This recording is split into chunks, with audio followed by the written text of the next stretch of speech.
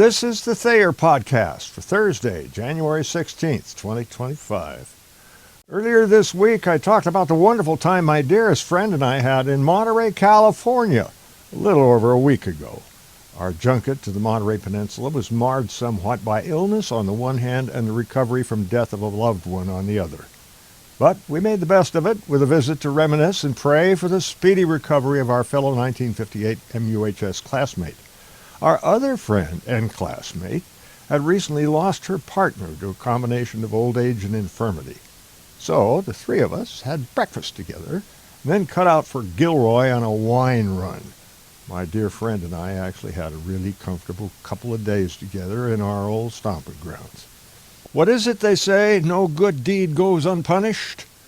Well, the camaraderie and well-wishing for our classmates may have precipitated our forced observance of some of that West Coast ridiculousness that has made the Golden State a name for itself. I liken it to unwanted intrusion into my personal space. First thing out of the chute, I carry a Glock 919C handgun in my car for both deterrence and protection. And I carry the Arizona Concealed Weapons Permit in my wallet. Arizona has absolutely no requirements governing the possession of firearms, and neither open nor concealed carry are regulated. Nonetheless, Arizona offers a concealed weapons permit for folks who want to be able to show the cops, if asked, that they're responsible gun owners who have been trained and approved by competent arms instructors. It doesn't matter in California. It's against the law to carry a firearm on your person or in your vehicle for any reason, unless it and any magazine and ammunition it contains is kept locked away from the passenger compartment with hardware and ammunition stored separately. That really helps deter criminals now, doesn't it? Well, I took my Glock out of its console-mounted holster and deposited it out of sight in my car's glove compartment. That doesn't meet the California requirements, but it does make it out of sight, out of mind, right? Second thing? Ah, come on, it's California. They don't maintain their forests, much less their grasslands, and while they have abundant resources, there's not enough water to grow all their crops anymore, much less put out wildfires.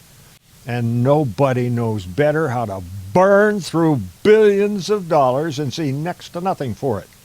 Take that 800-mile super-duper Jim Dandy high-speed rail system that was expected to have been up and operational years ago.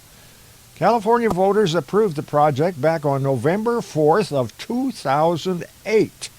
At that time, the California Transportation Commission was authorized to program and allocate net proceeds received from the sale of $950 million in bonds.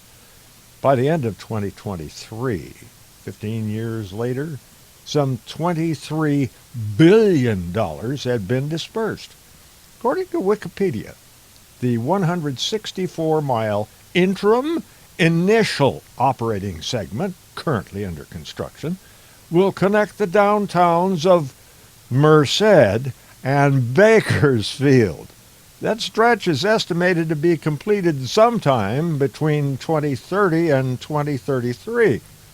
While no completion date is contemplated, it's estimated that the entire high-speed rail project will cost between $88 and $128 billion.